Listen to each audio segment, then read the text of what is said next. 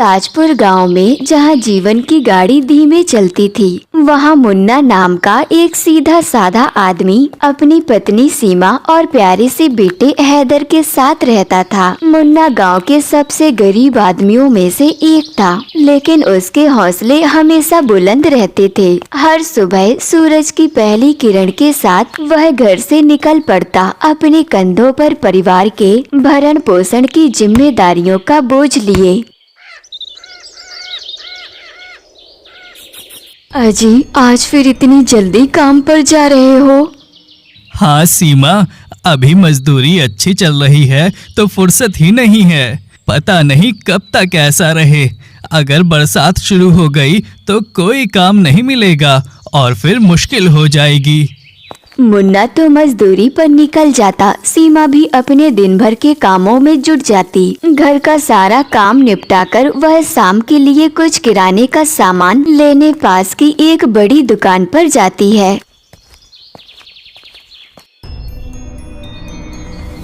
अरे, तुझे पता नहीं, यहाँ बड़े लोगों को सामान मिलता है, तुम्हें नहीं। बूढ़ी काकी ने रूखे स्वर में सीमा को टोक दिया, मानो वह कोई अछूत हो। सीमा का चेहरा उतर गया, उसकी आंखों में अपमान के आंसू तैर गए, लेकिन वह बिना कुछ कहे चुपचाप वापस लौट आती है। बूढ़ी काकी उसे देखते ही भुनभुनाने लगती थी। क्या हुआ अगर हम छोटे हैं और मजदूरी करते हैं? इसका मतलब ये तो नहीं कि हमारी कोई इज्जत ही नहीं। ये बड़े घर के लोग अपने आप को पता नहीं क्या समझते हैं। उन्हें लगता है कि पैसा ही सब कुछ है, इंसानियत तो कुछ भी नहीं। अरे सीमा, तुम क्यों उनके मुंह लगती हो? तुम्हें तो बूढ़ी काकी की आदत का पता ही है, वो कभी बदलेंगी नहीं। क्यों परेशान होती हो इतनी छोटी छोटी बातों के लिए? तुम किसी छोटी किराने की दुकान पर से सामान लाया करो। छोटी दुकानें सस्ती भी होती हैं और वहाँ इज्जत भी मिलती है। सीमा ने मुन्ना की बात मान ली, क्योंकि मुन्ना अक्सर समझदारी की बातें ही करता था। गांव में कुछ लोग रोज शाम को चौपाल पर हुक्के पर बैठकर दुनिया जहान की बातें करते थे। आज भी कुछ लोग वहीं पर बैठे हुए थे। एक आदमी ने दूसरे आदमी से पूछा, अरे भाई, खेत में खरपतवार बहुत हो गई है भैया। तुम्हारी नजर में कोई ढंग का मजदूर हो तो बताना।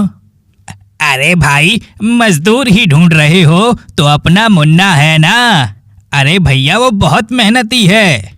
पहला आदमी सोच में पड़ गया और बोला, हाँ भैया, बात तो तुमने पते की कही। मुन्ना हमारे गांव में जो है सबसे ज्यादा मेहनती और ईमानदार मजदूर है भैया। लेकिन एक बात बताओ, इतना मेहनती होने के बाद भी वो इतना गरीब कैसे है? अरे भाई, नियति का खेल है, वो रब ही जाने भैया। उसकी किस्मत में अभी संघर्ष लिखा है। मुन्ना ऐसे ही हर रोज मजदूरी करने जाता रहा। धीरे धीरे गर्मियां बीत गईं और बारिश का मौसम शुरू हो गया। आसमान में काले बादल छाए रहते और हर रोज मूसलाधार बारिश होती। एक शाम जब मुन्ना काम से लौटा तो सीमा ने चिंता से कहा, अजी, आज तो कितनी तेज बारिश हो रही है, जैसे कि आज के बाद कभी बारिश ही नहीं होगी। इतना आंधी तूफान भी चल रहा है। मुझे तो डर है कि हमारे घर की छत न उड़ जाए। हमारा कच्चा मकान कभी भी ढह सकता है। मुन्ना, सीमा और हैदर तीनों खाना खाने के लिए बैठते ही हैं। तभी थाली के ऊपर से पानी टपकने लगता है। तीनों ने ऊपर देखा तो छत से पानी की धार बह रही थी। अब क्या करेंगे?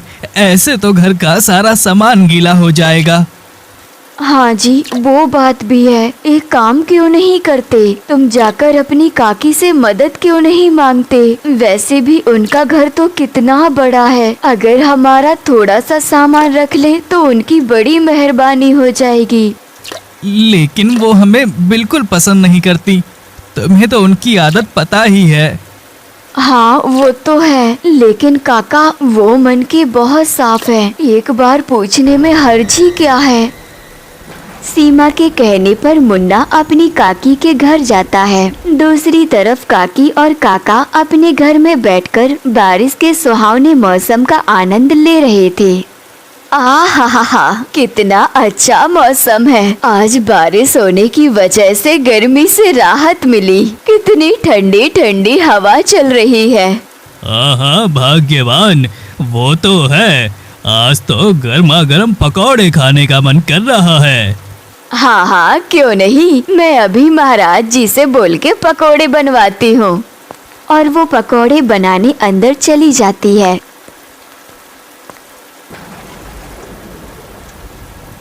कुछ देर बाद काकी गर्मा गर्म पकौड़े लेकर आती है। ये लीजिए गर्मा गर्म पकौड़े। काकी और काका बैठकर पकोड़े खा रहे होते हैं। तभी मुन्ना उनके घर आता है। काकी ने मुन्ना को देखकर काका से कहा, अरे ये आपका भतीजा इतनी बारिश में कहाँ जा रहा है? लगता है कोई नई मुसीबत ले आया है। मुन्ना, क्या हुआ? कोई मुसीबत आन पड़ी है क्या? मुसीबत? ये बरसात एक मुसीबत ही तो है हम जैसे गरीबों के लिए। वैसे मैं आपसे ये पूछने आया था, क्या आप हमारे घर का जो ज़रूरी सामान है वो कुछ समय के लिए रख सकते हैं? अगर सामान हमारे घर में रहा तो सारा सामान गीला हो जाएगा। तभी पीछे से काकी आ जाती है और उसकी बात सुन लेती है। अरे वाह जी वाह, हमारे घर को धर्मशाला देख रखा है क्या? जो भी आएगा और हम उसका सामान यहाँ रख लेंगे। क्या हम बैठे हैं तुम्हारे सामान संभालने के लिए? ये कौन सी बात हुई? अरे कैसी बातें कर रही हो तुम मुन्ना से? बेचारा मुश्किल में है। आप चुप रहो जी, मुझे सब पता है किससे कैसी बात करनी चाहिए। ऐसे भिखारियों को तो मैं अपने घर में घुसने भी ना दूंगी। सामान रखना तो दूर की बात है। मुन्ना उदास होकर वहाँ से चला आता है। जब मुन्ना घर लौटता है, क्या हुआ जी? क्या कहा काकी ने? काका तो मदद करना चाहते थे, लेकिन काकी और उनकी आदत तो तुम जानती ही हो। उन्होंने साफ मना कर दिया और हमें खरी खोटी सुनाई। सीमा ने हिम्मत नहीं हारी और बोली, कोई बात नहीं, मेरे पास सारे सामान को अच्छे से रखने की एक तरकीब है। हम जो भी जरूरी सामान है उसे एक जगह पर रख देते हैं और प्लास्टिक से ढक देते हैं, जिससे वो बरसात के पानी से बच जाएगा। फिर मुन्ना और सीमा दोनों मिलकर अपना सारा सामान प्लास्टिक से ढक देते हैं। कुछ दिन ऐसे ही बीत जाते हैं, लेकिन बारिश थमने का नाम नहीं लेती। सीमा, बहुत दिन हो गए। अब मुझे काम ढूंढने के लिए जाना ही पड़ेगा, नहीं तो घर का बाकी काम भी रुक जाएगा। लेकिन इतनी बारिश में बाहर तो सब पानी पानी है। हाँ सीमा, अब मजदूरों के लिए ठंड, गर्मी, बरसात सब एक बराबर ही होती है। अगर काम नहीं किया तो खाएंगे क्या? मुन्ना काम ढूंढने निकल पड़ता है। वह गांव में हर जगह जाता है, लेकिन हर कोई उसे मना कर देता है। अरे भाई साहब, आपके यहाँ कोई काम है? अरे नहीं नहीं भैया, इतनी बरसात में तो मैं तुम्हें क्या काम दूं? अभी कोई काम नहीं है, जब आएगा तब मैं बता दूंगा, ठीक है? मुन्ना गांव में हर जगह काम ढूंढने के लिए भटक रहा था। तभी उसकी नजर गांव के खेत पर पड़ती है, जहां कुछ लोग काम कर रहे थे। अरे भैया, इस खेत में इतनी हलचल क्यों है? अरे तुम्हें नहीं पता, इस खेत में बहुत सारा काम है। मालिक को मेहनती मजदूर चाहिए। फसलें खराब हो रही हैं और खरपतवार बहुत बढ़ गई है। तो भाई साहब, क्या मुझे यहाँ कुछ काम मिल सकता है? हाँ मुन्ना, तुम्हें काम मिल जाएगा। मालिक को मेहनती मजदूर की जरूरत थी और तुम्हें काम की, तो बस तुम्हें यहाँ काम मिल गया समझो। मुन्ना को खेत में काम मिल गया। वह बहुत मेहनत से काम करने लगा। दिन रात एक करके खेतों में पसीना बहाता। कुछ दिनों तक खेत में काम करने के बाद मुन्ना कुछ पैसे जोड़ लेता है। देखो सीमा, मैंने कितने पैसे जमा कर लिए हैं। ये तो बहुत अच्छी बात है। मैंने भी आसपास के कुछ घरों में काम ढूंढने के लिए बात की थी, तो उनमें से कुछ घरों में काम वाली की जरूरत थी। मैं भी वहाँ कल से काम शुरू कर दूंगी। थोड़ी देर बाद तीनों खाना खाने के लिए बैठ जाते हैं। खाना खाते वक्त मुन्ना कुछ सोच में पड़ जाता है। अरे क्या हुआ, क्या सोच रहे हो? कुछ नहीं, बस अपने बचपन के दिन याद कर रहा था। कैसे मैं पिताजी के साथ हमारी मिल में जाकर मस्ती किया करता था। पिताजी ने हमें किसी भी चीज की जरूरत महसूस नहीं होने दी, लेकिन आज मेरी वजह से तुम्हें भी दूसरों के यहाँ जाकर काम करना पड़ रहा है। जरूर ये सब मेरे पिछले जन्मों के कर्मों का फल है। अजी, आप मन छोटा मत कीजिए। वैसे भी इन सब में आपका क्या दोष। वैसे मैं सोच रही थी क्यों ना गांव में हम भी चाय की छोटी सी दुकान खोलें। हम दोनों मिलकर मेहनत करेंगे तो जरूर सफल होंगे। दूर दूर से लोग आएंगे तो मुनाफा भी होगा। अरे लेकिन मैंने तो जब से होश संभाला है तब से मजदूरी करने के अलावा और कुछ नहीं किया। मुझे चाय बनाना तो आता है, लेकिन दुकान चलाना नहीं। अरे ऐसा क्यों कहते हो? याद करो, जब हमारी नई नई शादी हुई थी तब उस मिल में हमने भी काम करवाया था। मुझे आज भी याद है, पिताजी ने हम दोनों को भी चाय बनाना सिखाया था। रही बात सामान की, तो अभी काम शुरू करने में भी तो समय है। हम दोनों मिलकर कुछ न कुछ काम करेंगे तो तब तक कम से कम इतने पैसे तो आ ही जाएंगे कि चाय की छोटी सी दुकान खोल सके। अगले दिन मुन्ना फिर खेतों में काम करने के लिए पहुंच जाता है। सीमा भी पास के घरों में जाकर काम करती है। दोनों दिन रात मेहनत करते हैं। अजी देखिए जी, मैंने 7 दिनों में 8 रुपए कमा लिए। हाँ, और ये लो, मैंने इतने दिनों से जो भी पैसे जमा किए थे, ये कुछ पैसे हैं। इन पैसों से कम हम थोड़ा सा काम तो शुरू कर ही सकते हैं। आप बस थोड़ी सी देर रुकिए, मैं अभी आपको कुछ दिखाती हूँ।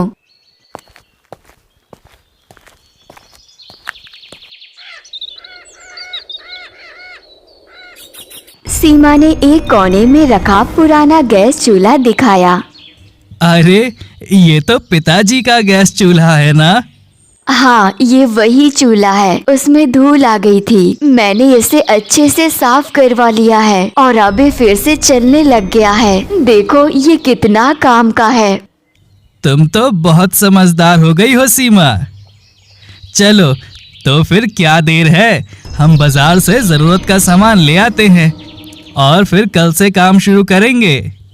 मुन्ना और सीमा दोनों बाजार जाकर जरूरत का सामान ले आते हैं। अगले दिन दोनों काम शुरू कर देते हैं। थोड़ी देर में सीमा ने चाय का कप मुन्ना की ओर बढ़ाते हुए पूछा, देखिए सही से तो बनी है ना? हाँ सीमा, ये तो बिल्कुल अच्छी बनी है। ऐसी चाय तो मैंने सालों से नहीं पी।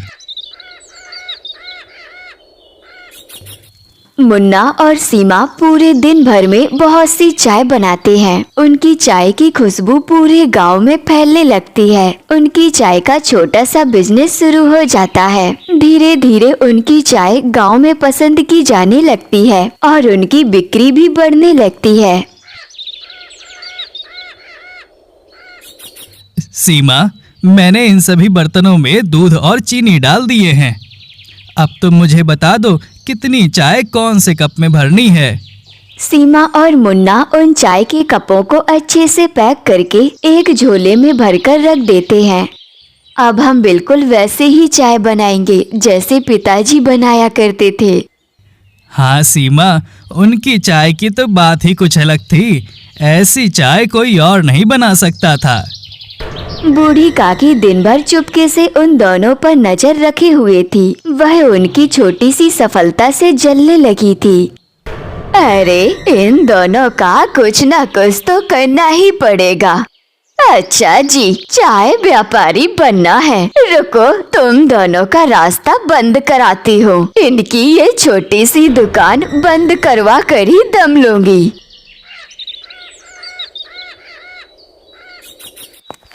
रात को मुन्ना और सीमा दोनों दुकान बंद करके घर के लिए निकल जाते हैं। अगले दिन फिर वह अपने काम पर निकल जाते हैं। इन दोनों का कुछ न कुछ तो करना ही पड़ेगा। बहुत हवा में उड़ रहे हैं ना, अभी इनकी हवा फुस करती हूँ। अचानक सड़क पर एक तेज कार का एक्सीडेंट हो जाता है। कार बुरी तरह से क्षतिग्रस्त हो जाती है और उसमें सवार औरत बुरी तरह से घायल हो जाती है। मुन्ना सीमा ने चिल्लाया, देखो वहाँ, अरे गड्ढे की वजह से एक्सीडेंट हो गया। चलो देखते हैं कौन है, शायद किसी को मदद की जरूरत है। अरे सीमा, हमें इस औरत की मदद करनी चाहिए, वो बहुत चोटिल लग रही है। मुन्ना और सीमा दोनों उस औरत को उठाकर अपने घर ले जाते हैं और रात भर उस औरत का ख्याल रखते हैं। वे उसे प्राथमिक उपचार देते हैं और उसे गर्म पानी के कपड़े से पोंछते हैं। सुबह होती है, औरत को होश आता है और वह चारों ओर देखती है। बहन जी, आप ठीक हैं?